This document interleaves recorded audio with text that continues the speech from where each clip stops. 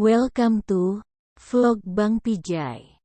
Oke, assalamualaikum guys, selamat pagi, selamat beraktivitas buat teman-teman semua. Kembali lagi kepada channel kita Vlog Bang Pijay. Oke, kali ini guys, kita bakalan berbincang-bincang seru dengan salah satu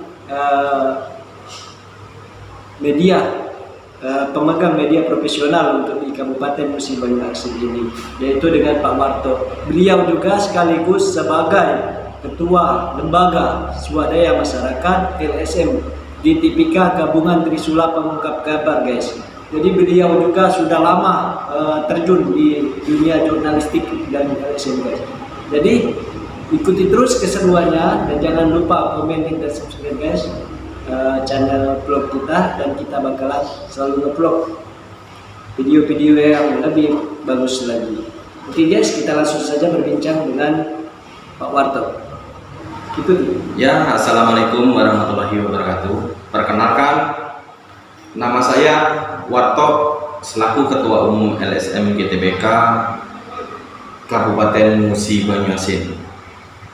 Nah, jadi itu guys, perkenalan dari beliau. Beliau adalah seorang jurnalistik. Kalau boleh tahu, Pak, untuk pengalamannya di jurnalistik itu, bergabung di jurnalistik itu mulai dari tahun berapa? Kalau untuk di dunia jurnalis, saya sih baru lah. Mungkin diperkirakan mulai tahun 2009. Wah, sudah lama, Pak. Sampai sekarang 2022. Iya.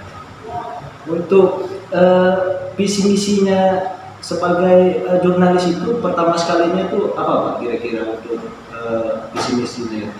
Kalau untuk dunia jurnalis, kita kan nggak ada visi misi sebenarnya, karena jurnalis itu penulis.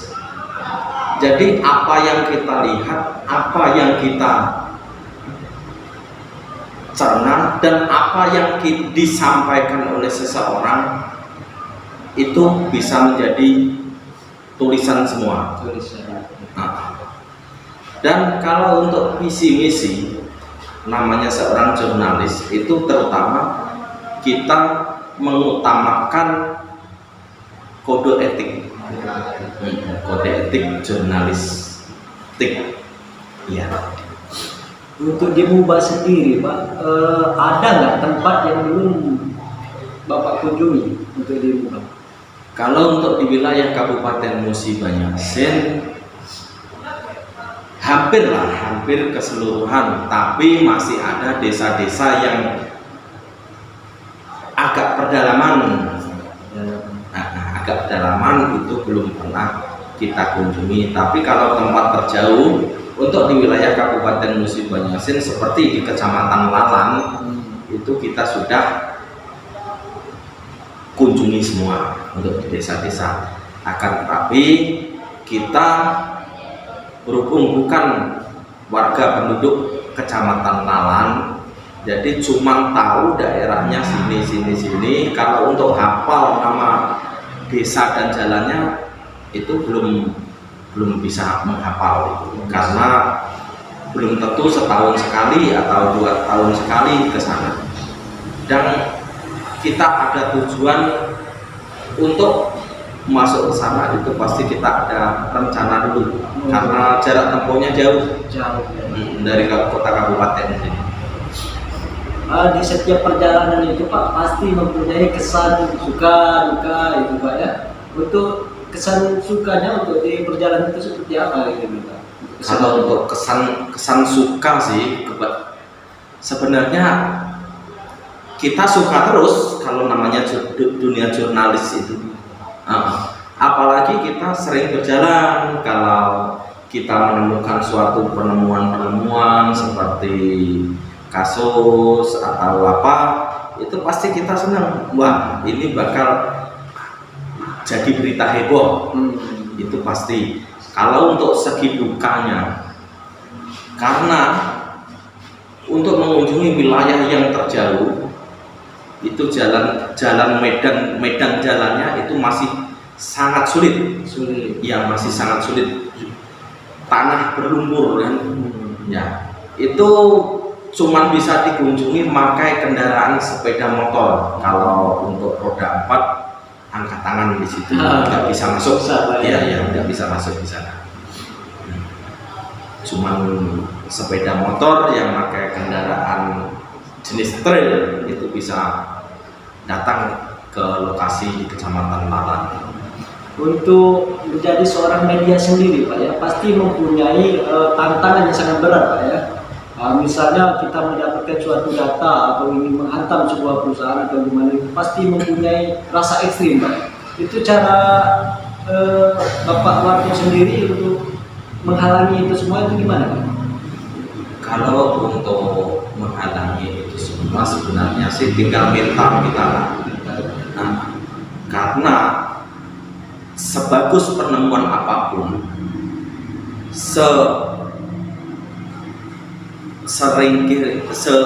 kalau bahasa daerah sini ringkih-ringkih ya, seringkih-ringkihnya apa yang kita dapat, kalau kita nggak ada mental, nggak ada keberanian untuk istilahnya melaporkan atau untuk menindaklanjuti, nggak ada mental, yo cuma sebatas kita dapat aja penemuan-penemuan itu, nggak sampai kita tindak lanjuti. Itu semua itu dibutuhkan mental dan keberanian. Mental Pak Ya, mental dan keberanian. Pengalaman yang paling berharga itu Pak di media itu apa kira-kira? Pengalaman yang sangat berharga bagi seorang jurnalis. Kalau pengalaman di jurnalis, pengalaman yang sangat berharga itu kita yang paling sering kita jumpai, kita bisa mengenal sosok pejabat-pejabat tinggi negara. Sekecil-kecilnya itu kepala desa, RT, RW, itu sekecil-kecilnya.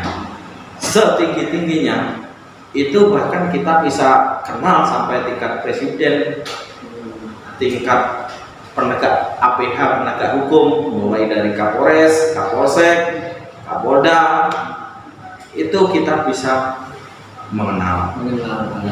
Yang penting kita ada gerakan pengen pendekatan, bersilaturahmi, karena kita seorang media, seorang jurnalis atau pemegang lembaga, kalau kita tidak sering-sering istilahnya berkunjung, silaturahmi, kita akan kehilangan wawasan.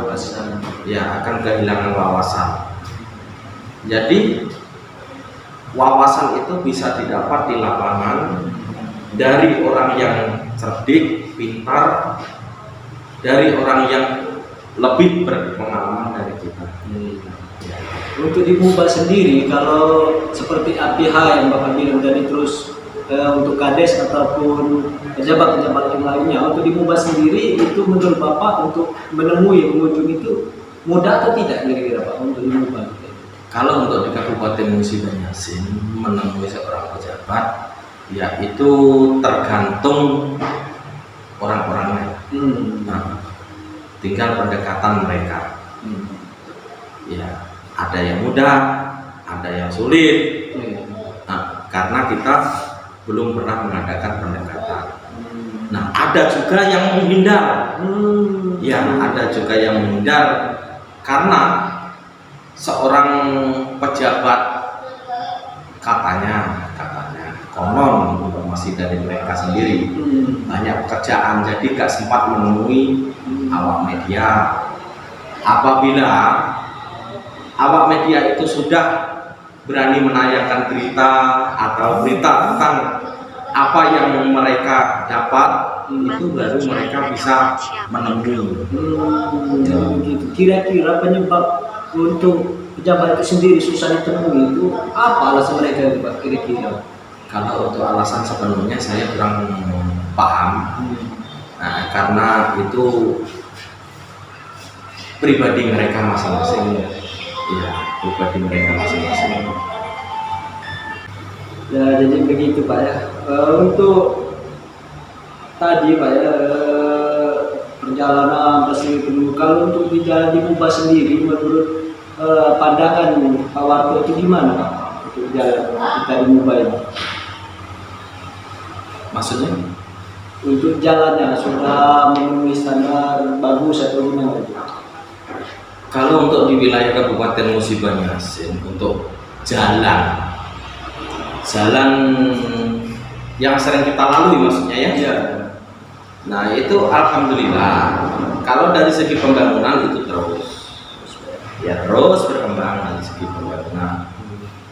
Nah kalau untuk dari segi jenis kegiatan, ya namanya seorang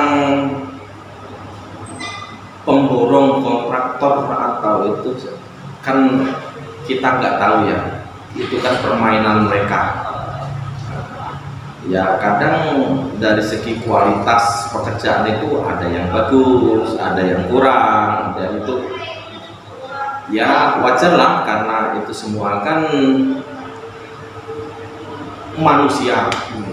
Nah, jadi manusia itu untuk meraih keuntungan, keberhasilan dari segi macam-macam pekerjaan mereka, yaitu hak mereka. Tapi untuk kita di Mubah masih lumayan Ya, untuk di Mubah alhamdulillah sudah masih lumayan. Atau mungkin gini Pak, untuk kita di Mubah kan banyak teman-teman kita yang baru terjun di dunia media Pak ya, di dunia jurnalistik termasuk saya kan maksudnya.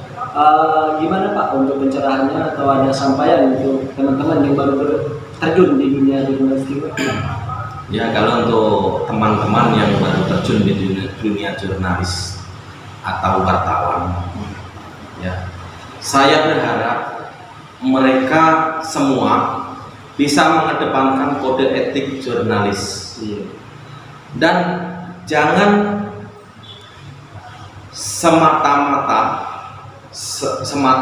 jadi wartawan terus membuat berita seenaknya, membuat opini-opini berita hoax.